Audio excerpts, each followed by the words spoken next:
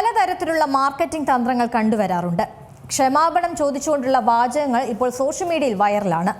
വൻകിട കമ്പനികളുടെയും ബ്രാൻഡുകളുടെയും എല്ലാം ഒഫീഷ്യൽ സോഷ്യൽ മീഡിയ പേജുകളിലാണ് ഇത്തരത്തിൽ ക്ഷമാപണ കത്തുകൾ കണ്ടു തുടങ്ങിയത്. എവിടെ നോക്കിയാലും ഈ അപ്പോളജി ലെറ്ററുകളാണ് കാണുന്നത്. ഇലക്ട്രോണിക്സ് കമ്പനികൾ, ഫുഡ് ബ്രാൻഡുകൾ തുടങ്ങി എല്ലാവരുടെയും മാർക്കറ്റിംഗ് തന്ത്രം ഇപ്പോൾ അപ്പോളജി ലെറ്ററാണ്. ഉപഭോക്താക്കൾക്കുണ്ടായ അസൗകര്യത്തിന് ക്ഷമ ചോദിച്ചുകൊണ്ടാണ് ലെറ്റർ തുടങ്ങുന്നത്. ഒറ്റനോട്ടത്തിൽ ഇത് കാണുന്ന ആർക്കും അവർക്ക് അബദ്ധം പറ്റിയെന്ന് കരുതും. ഇങ്ങനെ പരസ്യമായി ക്ഷമാപണം നടത്തുന്നത് വായിച്ചു വരുമ്പോഴാണ് ട്വിസ്റ്റ് മനസ്സിലാവുന്നത്.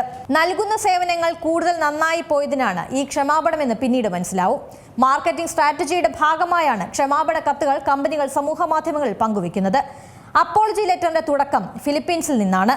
Skoda, Reliance digital, Adani Ambuja cement തുടങ്ങി നിരവധി കമ്പനികൾ രസകരമായ അപ്പോളജി ലെറ്ററുകൾ പങ്കുവച്ചിരുന്നു.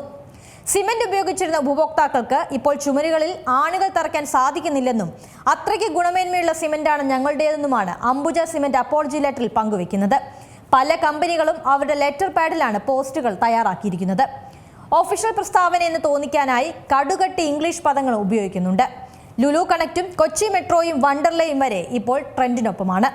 ഒഫീഷ്യൽ അപ്പോളജി സ്റ്റേറ്റ്മെന്റ് ഹാഷ്ടാഗിൽ മലയാളം കമന്റുകളുമുണ്ട്. അപ്പോളജി ലെറ്റർ അല്ല, അപ്പോളജി അഡ്വർടൈസ്മെന്റ് ആണ് ഇപ്പോൾ സംഭവിക്കുന്നത്. ട്രെൻഡിന് നല്ല പ്രചാരം ലഭിച്ചെങ്കിലും ശല്യമാണെന്ന് പറയുന്നവരും കുറവല്ല. ഗുണമേന്മയെ പുകഴ്ത്തിക്കൊണ്ടുള്ള പോസ്റ്റുകളുടെ താഴെ ഗുണനിലവാരം കുറവെന്ന് പറയുന്നവരുമുണ്ട്.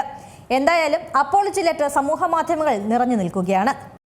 ഏറ്റവും പുതിയ വാർത്തകളും വിശേഷങ്ങളും വിരൽ തുമ്പിലറിയാൻ സീ മലയാളം ന്യൂസ് എല്ലാ ഡിജിറ്റൽ പ്ലാറ്റ്ഫോമുകളിലും ലഭ്യം.